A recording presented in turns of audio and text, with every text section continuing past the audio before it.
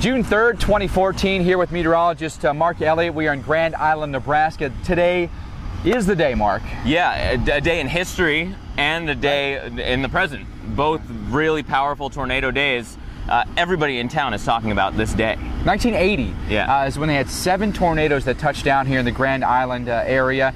7 tornadoes in a span of about 2 hours. Right. A couple of F3s, 1 F4. About 200 people injured. 5 people unfortunately lost their lives, and $300 million in damage. And everyone we talk to is like, everybody. Man, I hope it is not like the night of Twisters we had in 1980, and we hope it's not too. It's like everybody either has been coming up to us and saying they were in it, or they were born during it, or they've heard stories about it. Yeah, everybody's got a story about that day, and they keep going. Are we going to get a repeat? It was a Tuesday. Right. It's a Tuesday. It's eerie. It is a little bit eerie. It's really eerie, 34 years to the day.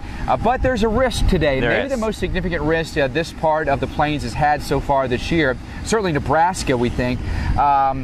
Kearney, Grand Island, Lincoln, York, Omaha, all these spots could be hit. It's maybe a late afternoon initiation through the overnight. Yeah, there's a couple of things working for the storms and a couple of things working against the big storms. Right. We're going to have that twisting motion in the atmosphere. With height, the wind's changing direction from due south to due west, almost 90 degrees of turn, so you can get those big supercells. You can get, in theory, at least the larger scale motion for tornado support. Right. But we had some storms go through this morning, and in their wake is all this.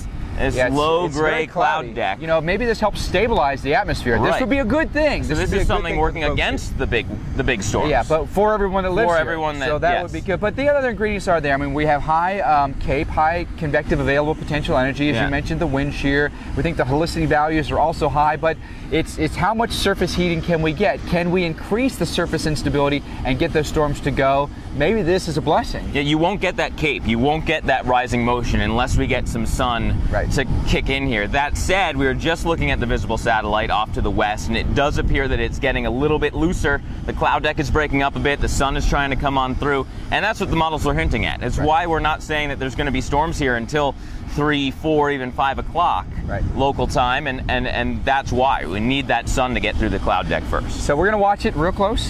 Keep it tuned to the Weather Channel online as well. Follow that hashtag tornado track. We're going to give you some insight along the way if we can, get you some pictures, some updates. But again, be safe today, and we'll be out there on the road watching it for you.